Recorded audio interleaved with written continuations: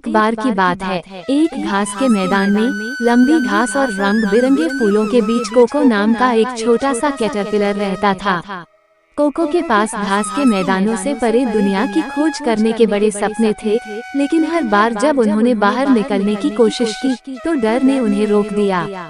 मैं बहुत छोटा और नाजुक हूँ, कैटरपिलर आकाश में तितलियों को खूबसूरती से नृत्य करते हुए देखकर कहता है। एक दिन बेला नाम की एक बुद्धिमान बूढ़ी तितली कोको के संघर्षों को देखती है और कुछ प्रोत्साहन देने के लिए नीचे उड़ती है। नमस्कार छोटे बच्चों, जब तुम हमारी तरह उड़ सकते हो तो तुम घास के मैदान में क्यों छिपते हो? बेला ने धीरे से पूछा।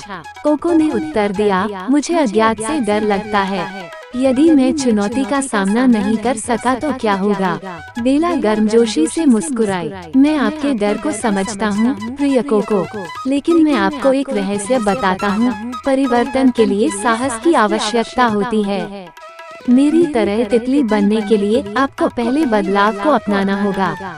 ये डरावना हो सकता है, लेकिन यह आपकी अब तक की सबसे खूबसूरत यात्रा भी है। अनुभव।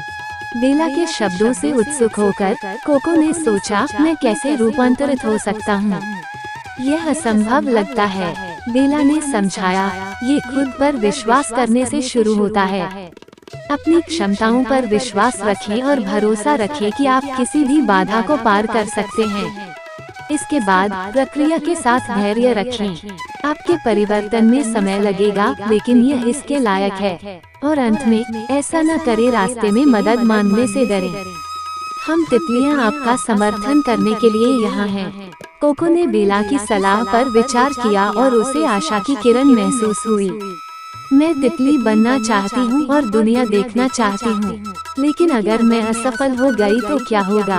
बेला धीरे से हंसी। कभी भी प्रयास न करना ही सच्ची विफलता है। भले ही आपको असफलताओं का सामना करना पड़े, याद रखें कि प्रत्येक कदम आपको अपने सपने के करीब लाता है। नए दृढ़ संकल्प के साथ कोको ने परिवर्तन की अपनी यात्रा शुरू की। उन्होंने एक आरामदायक कोकून काटा और इस प्रक्रिया पर भरोसा करते हुए धैर्यपूर्वक प्रतीक्षा की। कोकून के अंदर जादू हो रहा था। धीरे धीरे लेकिन निश्चित रूप से कोको का शरीर बदल गया और सुंदर पंख बन गए। एक धूप भरी सुबह कोको को अपने भीतर ऊर्जा की वृद्धि महसूस हुई। ताकत के विस्फोट के साथ वे कोकून से मुक्त हो गए और अपने जीवंत पंख फैला दिए। एक बार छोटा कैटरपिलर एक आश्चर्यजनक तितली में बदल गया था।